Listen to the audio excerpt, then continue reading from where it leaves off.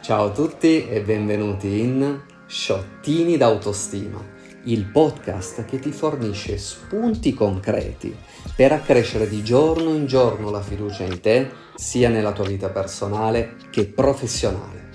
Noi siamo Nicola e Salima, coach certificati di autostima ed esperti delle migliori tecniche di coaching al mondo, tali la neuroscienza, la programmazione neurolinguistica, l'ipnosi, le tecniche di liberazione emotiva, la time therapy ed il life and success coaching.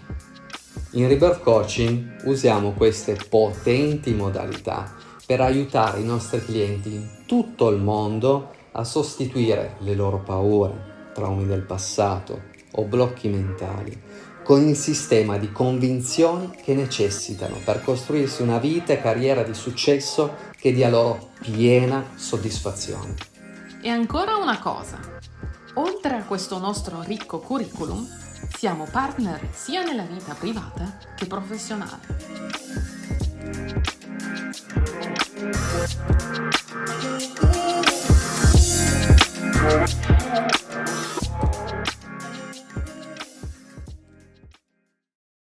Ciao a tutti e benvenuti nella seconda puntata del nostro podcast Sciottini d'autostima. Io sono Salima E io Nicola. e siamo tutti e due coach certificati di autostima per Rebirth Coaching.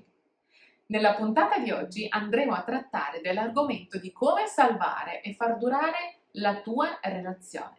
Quindi entriamo subito nel sodo. Inizio dall'errore più comune che capita in tutto il mondo, cioè quello in cui le persone vogliono avere ragione. E avere ragione perché è un errore così grave? Perché è il linguaggio dell'ego, e l'ego è l'opposto del linguaggio dell'amore.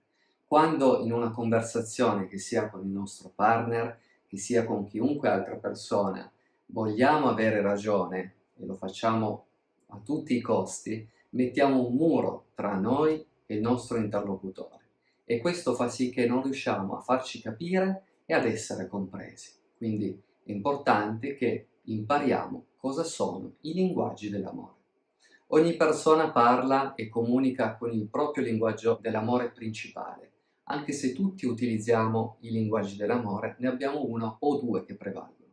È per questo che le persone si chiedono: come mai non riesco a farmi comprendere nonostante trasmetto il mio amore agli altri? Questo capita proprio perché spesso il nostro linguaggio dell'amore non è il linguaggio dell'amore dell'altra persona. Quindi, per esempio, se il mio linguaggio dell'amore sono le parole di affermazione, cioè apprezzo essere sostenuto, incoraggiato dagli altri, e il mio partner mi fa molti doni, mi regala molte cose ed è frustrato perché vede che nonostante questi regali io non apprezzo i suoi gesti di amore, come se non me ne facesse nulla, questo significa proprio che il mio linguaggio dell'amore è diverso da quello che il mio partner pensa che sia il mio linguaggio.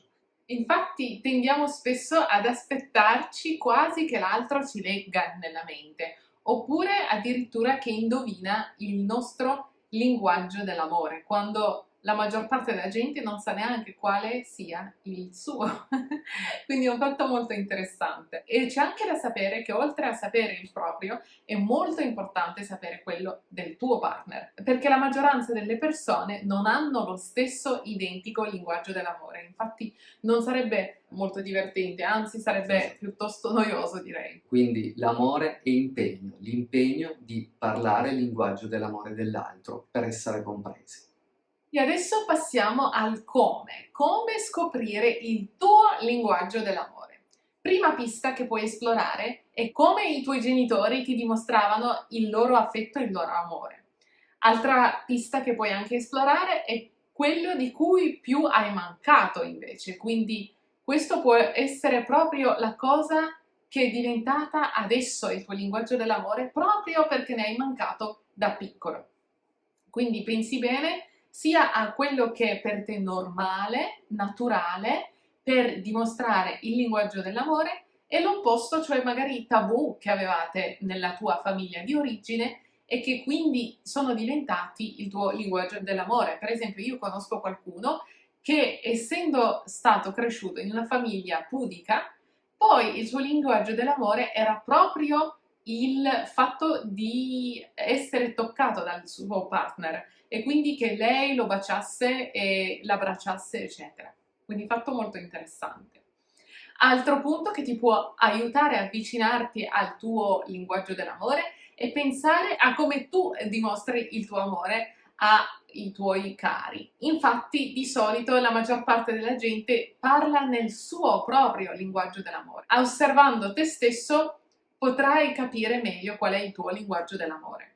Altra cosa che puoi fare è provare ognuno dei 5 linguaggi dell'amore una settimana dopo settimana. Quindi, per esempio, prima settimana ti dedichi completamente alle parole di affermazione e fai quello al 100% con il tuo partner e osservi se è molto ricettivo oppure no. Se lo è, benissimo, hai appena scoperto il suo linguaggio dell'amore numero 1, complimenti. Se non lo è, benissimo, è anche un'informazione molto utile, la puoi barrare dalla tua lista e continuare con il prossimo linguaggio dell'amore, uno a uno, finché non arrivi a quello che è il suo linguaggio dell'amore prevalente.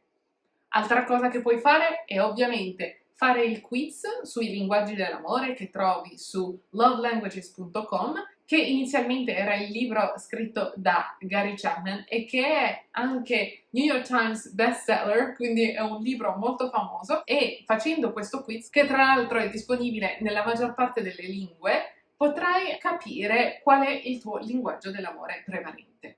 Altra cosa da sapere sul come praticare e scoprire il tuo linguaggio dell'amore è sapere che l'amore è una scelta e quindi è proprio una scelta tua cercare di scoprire qual è il tuo linguaggio dell'amore e quello dell'altro e usarlo nelle vostre interazioni.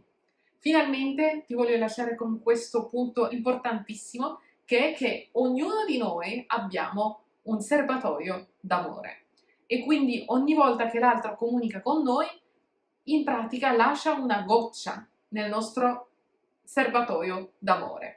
Oppure, se non usa il nostro linguaggio dell'amore, lascia un bel niente e quindi finisce che ci si sente arido. Ed è così che una persona, ed è molto frequente, può passare tutta la vita con il suo partner non sentendosi soddisfatta della relazione proprio perché lui pensa di dimostrargli il suo amore in tantissimi modi. Sì, bene, ma non proprio quello che per lei è importante. Quindi pensate bene alla metafora del serbatoio dell'amore e di come anche voi con il vostro compagno, a seconda di come comunicate con lui, andate ad aggiungere una goccia d'amore oppure no. Adesso passiamo alla terza parte di questo podcast, che è proprio la spiegazione di ognuno dei 5 linguaggi dell'amore. E iniziamo prima di tutto con le parole di affermazione.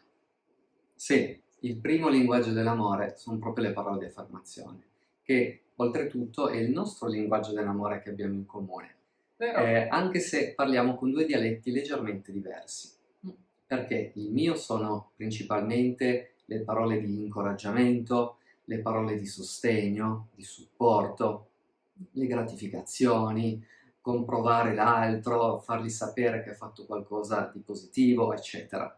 Mentre per lei è più il sentirsi ascoltati, il sentirsi capiti, il sentirsi percepiti e anche il modo in cui si comunica, quindi il tono della voce, il volume, il linguaggio.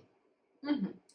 E il secondo linguaggio dell'amore adesso, che sarebbe il secondo linguaggio dell'amore di Mister qui presente, ed è il contatto fisico. Il contatto fisico è molto importante per ogni essere umano perché gli permette di sentirsi rassicurati sul fatto che l'altro ci apprezza, ci vuole bene o addirittura ci ama.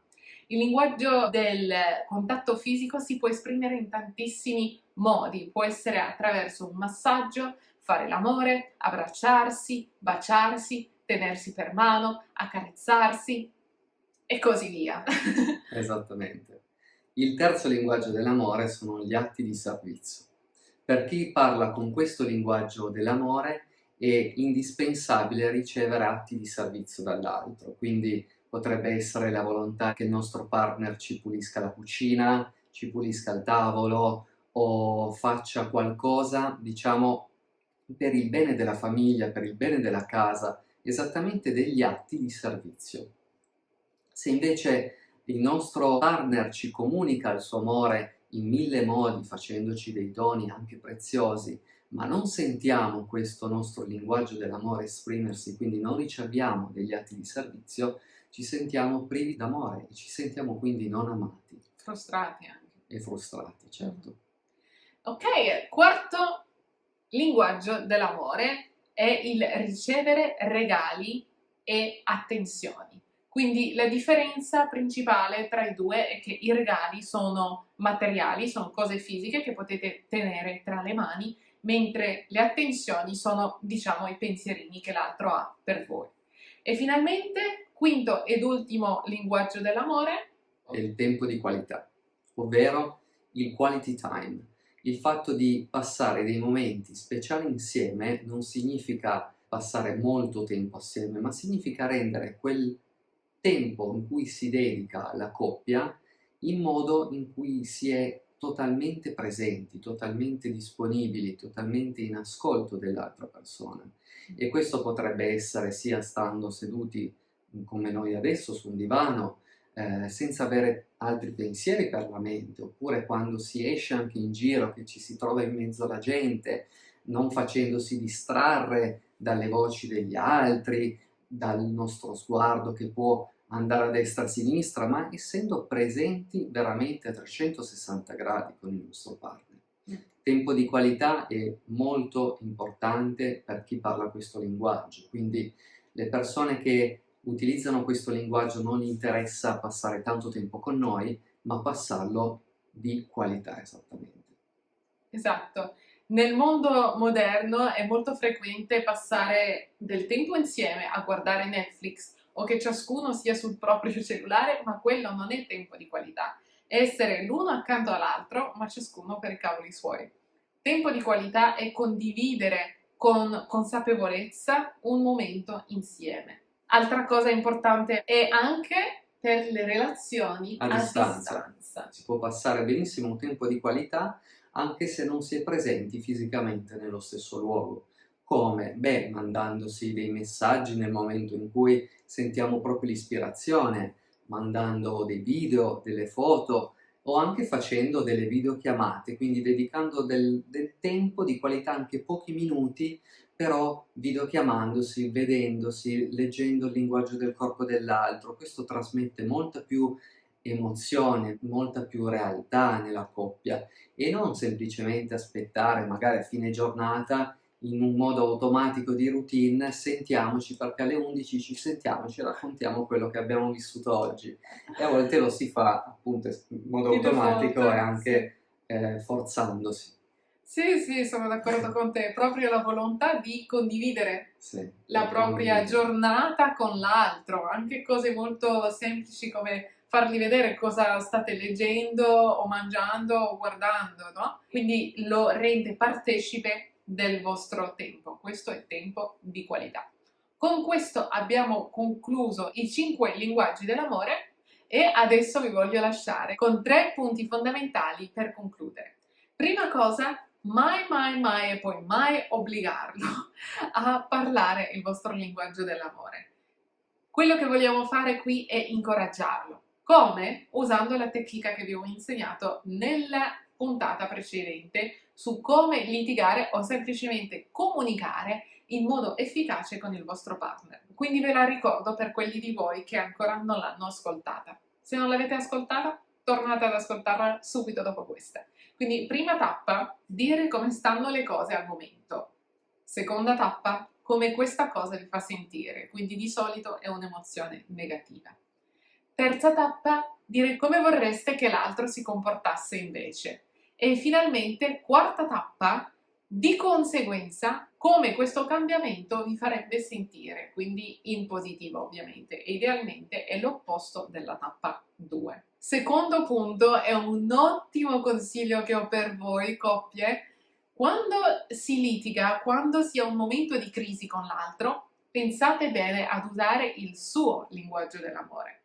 Infatti, se state litigando e il suo linguaggio dell'amore è, per esempio, come per me, le parole di affermazione, quindi è molto importante il tono, ma anche il volume dell'altro, e voi state perdendo la ragione e iniziate ad alzare la voce, sappiate che sarà completamente controproduttivo. Quindi usando il suo linguaggio dell'amore, parlando con un tono calmo, ad un volume basso, avete ben più chance di finire questa litigata in modo costruttivo.